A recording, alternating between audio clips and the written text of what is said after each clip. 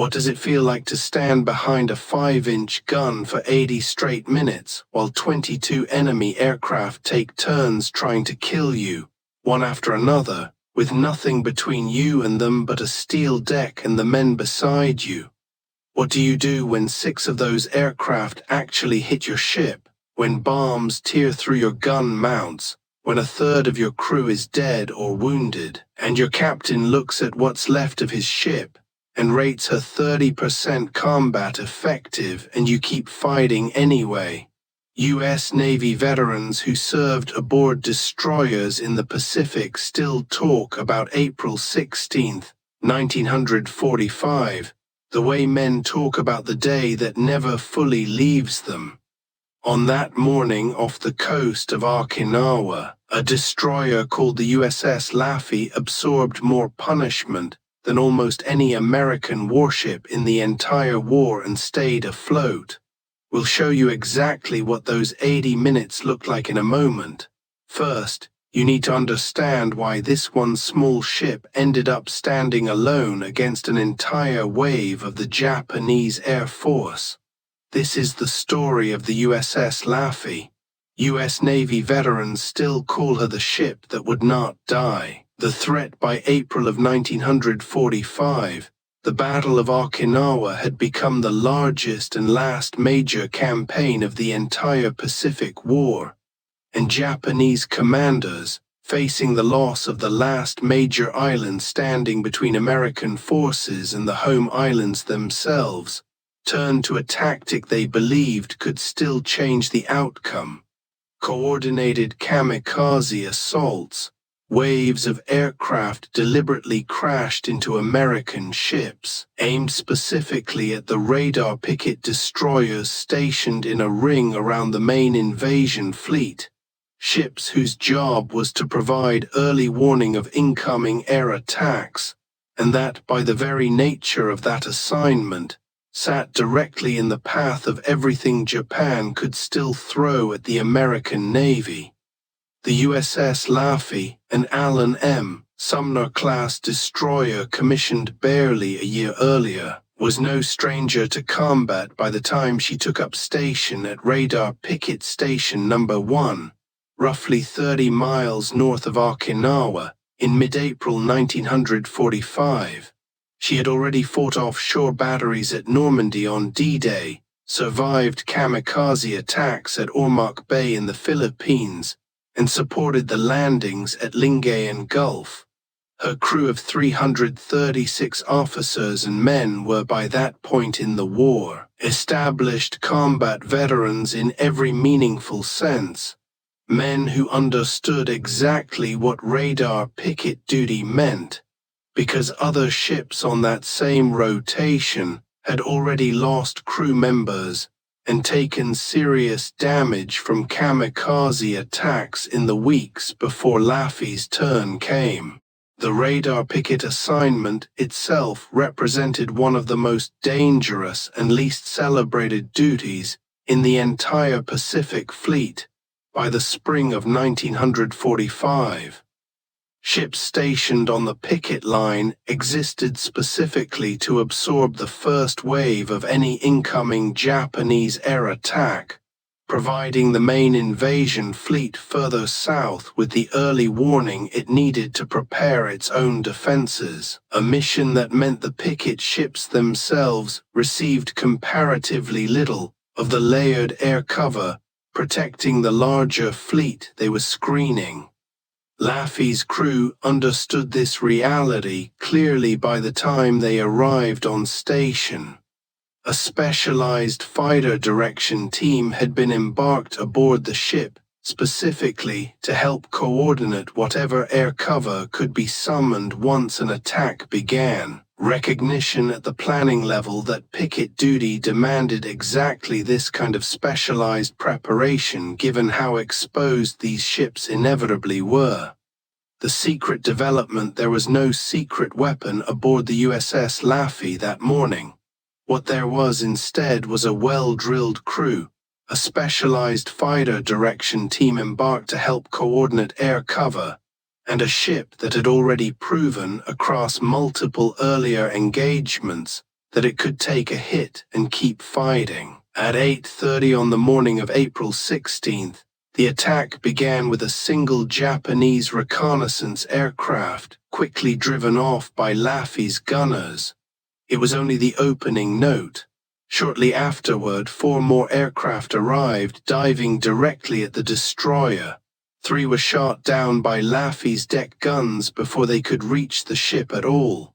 The 4th, approaching from the stern, clipped the water with its landing gear and was damaged but continued its run. Laffey's crew shot down 2 more approaching dive bombers, then 2 more, one of which grazed the ship before crashing into the sea, and another that struck Laffey directly, killing 3 crewmen and destroying several deck guns in the impact. And that was still only the beginning of what would become an 80-minute ordeal. Overhead, American fighter support arrived to help turn the tide. 4 Grumman Wildcats from the escort carrier USS Shamrock Bay and 12 Marine Corsairs launched from Yanton Airfield on Okinawa itself, engaging the Japanese formation in the airspace immediately around the embattled destroyer, and shooting down between 15 and 17 additional enemy aircraft in the vicinity of the ship. But Laffey's own crew, manning guns that had already taken direct hits and working amid fires and wreckage on their own deck, continued fighting throughout, because the aircraft that got past the fighter cover still had to be stopped by someone, and there was no one else positioned to do it. The sheer duration of the assault set it apart from most kamikaze attacks American ships had previously endured. Many earlier attacks throughout the Pacific campaign involved a single aircraft or a small handful pressing home an attack over the course of a few minutes. What Laffey faced on the morning of April 16th was closer to a continuous rolling assault sustained across roughly 80 minutes. Wave after wave of aircraft arriving with little pause between attacks, meaning her gun crews had almost no opportunity to catch their breath, clear jammed weapons, or fully assess damage before the next threat was already inbound. That sustained tempo, rather than any single moment of maximum danger, is what U.S. Navy veterans who study the engagement point to as the defining characteristic of what Laffey's crew actually endured. Not one terrifying moment, but an unbroken hour and 20 minutes of continuous combat. Technical supremacy. There is no chapter in this story about a single decisive weapon, because what kept the USS Laffey afloat that morning was the accumulated effect of hundreds of individual actions. Gun crews reloading and firing through smoke and wreckage, damage control parties fighting fires in compartments that had just taken direct hits, and a ship's company that simply refused to stop functioning as a fighting unit no matter how much damage accumulated around them. Over the course of roughly 80 minutes, Laffey was struck by at least 6 kamikaze aircraft and 4 bombs, an intensity and duration of sustained attack that few American warships of the entire war were asked to absorb and survive. A bomb struck near one of the ship's gun mounts, destroying it and killing 6 men instantly. Another kamikaze strike tore through the ship's structure, starting fires that damage control parties fought even as additional aircraft continued their attack runs overhead. Commander F. Julian Beckton, Laffey's commanding officer, moved through the ship assessing the damage as it accumulated, and at the point where he judged the vessel to be operating at roughly 30% combat effectiveness, having already absorbed what would have sunk many comparable warships several times over, he made the determination that Laffey would continue fighting rather than withdraw. That decision, made in the middle of an ongoing attack with the ship still burning and still under fire, reflected exactly the kind of composed, continued judgment under sustained pressure that separates a crew that survives an ordeal like this from one that does not. By the time the attack finally ended, Laffey's own gun crews were credited with shooting down 8 enemy aircraft outright, a tally achieved by men firing from a ship that had already been struck repeatedly, working weapons that in several cases had already lost crew members to earlier hits, continuing to load and fire because the alternative, letting the next aircraft through unopposed, was simply not a choice anyone aboard was willing to make. The damage control effort running simultaneously alongside the ongoing gunnery deserves its own recognition, because keeping Laffey's guns firing was only half of what her crew accomplished that morning. Fires ignited by the bomb and kamikaze strikes threatened at various points to reach ammunition stores and fuel systems that could have destroyed the ship far more completely than any single impact had managed on its own. Damage control parties worked through smoke and wreckage in compartments that had in some cases just been struck directly to isolate and extinguish those fires before they could spread to more critical systems. That work, largely invisible in the dramatic accounts of aircraft shot down and bombs absorbed, was every bit as essential to the ship's survival as the anti-aircraft fire itself. A second, parallel battle fought below decks, while the visible fight against incoming aircraft continued above. The global impact when the assault finally ended.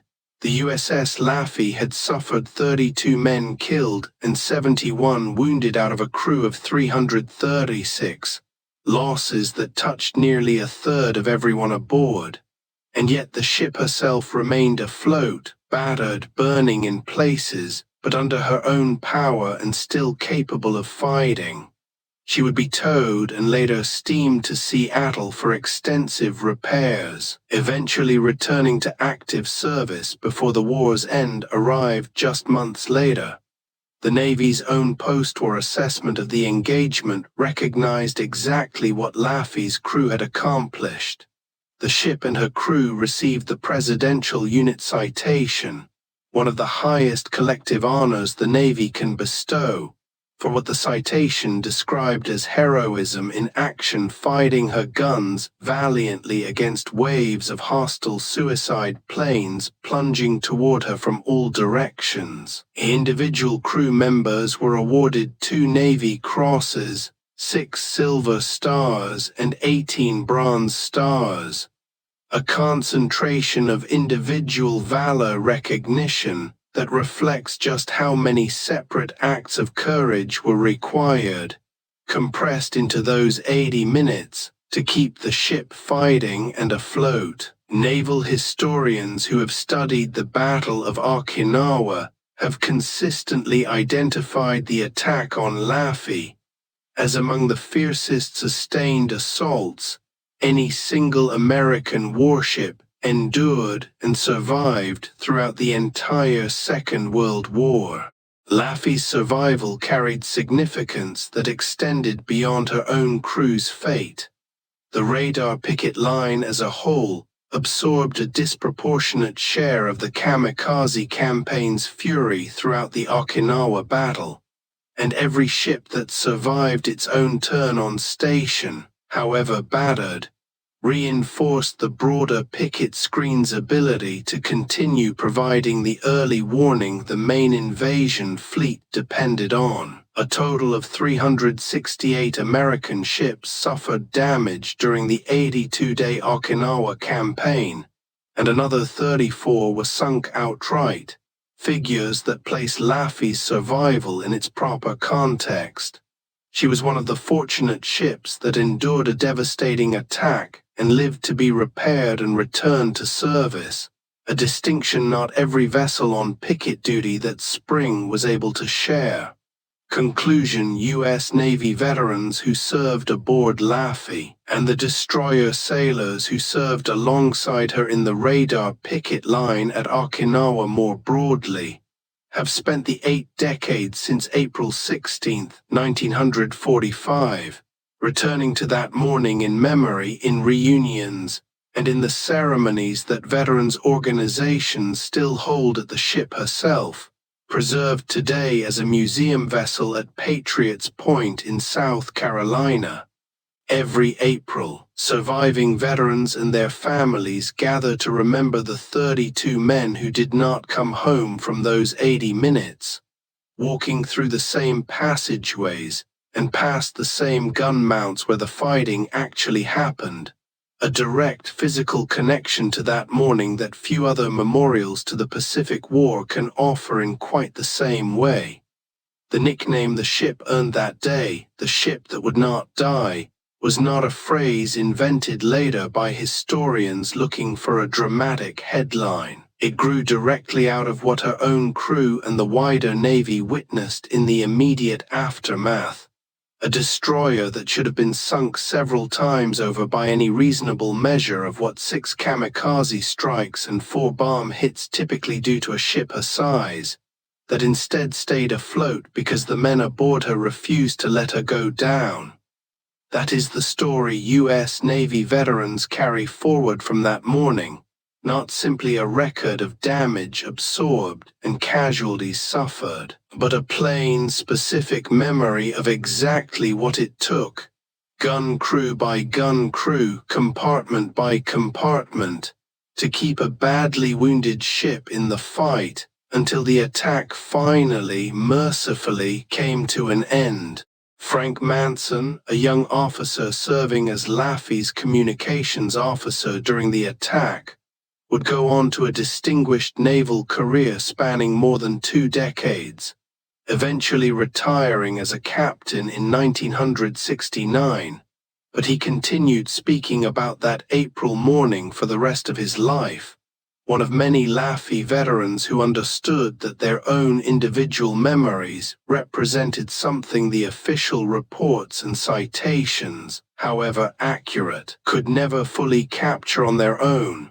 That pattern, veterans returning again and again across decades to describe not just what happened but what it felt like, what specific moments stayed with them, which shipmates' face they still remember from those 80 minutes, is precisely why the ship's preservation as a museum vessel matters as much as it does. It gives each new generation of visitors, veterans and civilians alike, a physical place to stand while listening to exactly what happened there, the same steel deck, the same damaged gun mounts, transformed from a battle report into something you can actually walk through and touch.